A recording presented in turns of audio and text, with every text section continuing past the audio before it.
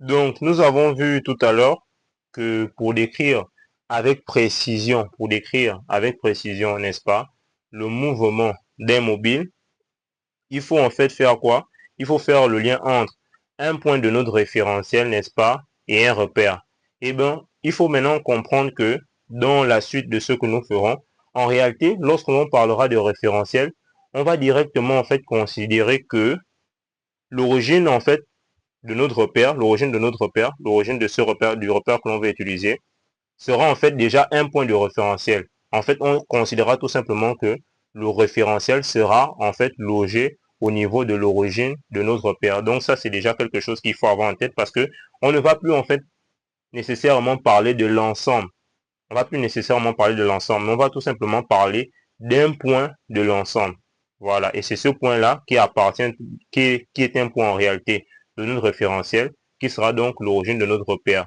Et l'origine de ce repère-là, ce sera tout simplement un point du référentiel. Et il faudra donc noter que on a différents types de repères, mais vous aurez l'occasion de pouvoir apprécier ces différents types de repères lorsque l'on parlera de repérage. Mais il ne faut pas oublier que lorsque l'on introduit la notion de repère, n'est-ce pas, lorsqu'on fait le lien entre repère et référentiel, c'est tout simplement pour introduire quoi?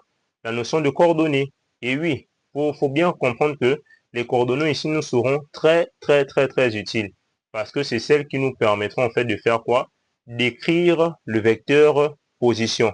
Elles nous permettront d'écrire le vecteur position. Mais qu'est-ce que le vecteur position?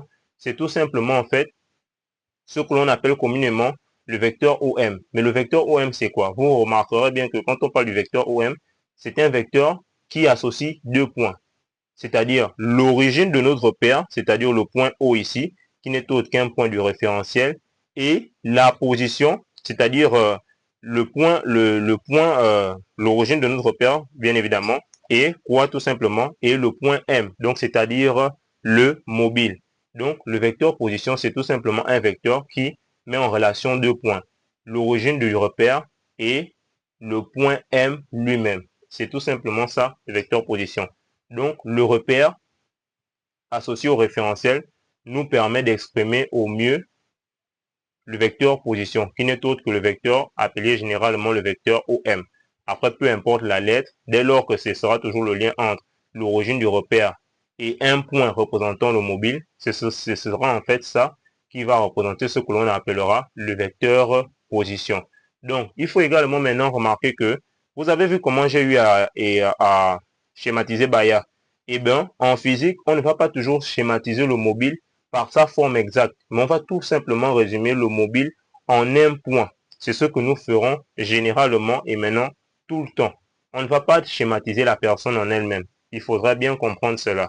Ça, c'est déjà une chose. Donc, par la suite maintenant, il faut également maintenant rappeler que, en réalité, un mobile, lorsqu'un mobile, bon, je ne vais pas dire d'oublier, mais je vais plutôt dire que par la suite, on ne travaille plus en fait, bon, n'ayez même plus l'image en fait du berceau entièrement. Donc du coup, étant donné que on a décidé de joindre le repère et le référentiel en un point de ce référentiel-là, qui n'est autre que l'origine maintenant de notre repère, on ne va plus traiter avec l'image, cette image telle qu'elle est. Parce que bon, on va la trouver grossière et c'est un peu surchargé. Dorénavant, on va juste se contenter de faire quoi? Allez, on va prendre les éléments qui nous concernent et qui nous permettront de faire le repérage, c'est-à-dire le point de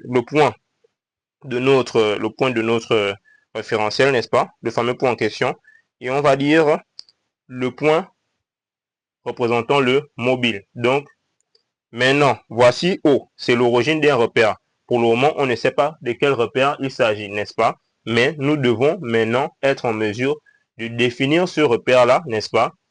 De définir les différents repères autant pour moi pour pouvoir exprimer ce vecteur-là, c'est-à-dire le vecteur OM. Qu'est-ce que le vecteur OM? C'est tout simplement le vecteur généralement appelé le vecteur position. Qu'est-ce qu'il a pour particularité? Il a pour particularité que il va tout simplement lier deux points, c'est-à-dire l'origine de notre repère et le point représentant quoi? Le mobile. Et donc, ce fameux vecteur position qui n'est autre que OM, lorsque nous allons tout à l'heure développer la notion de repérage, vous verrez en réalité que selon le repère que nous allons utiliser, que nous allons définir en ce point haut-là, en fait, il aura des expressions diverses. Et nous allons également apprécier à exprimer en fait ce vecteur position-là dans d'autres conditions. Donc maintenant, nous allons voir la notion de repérage.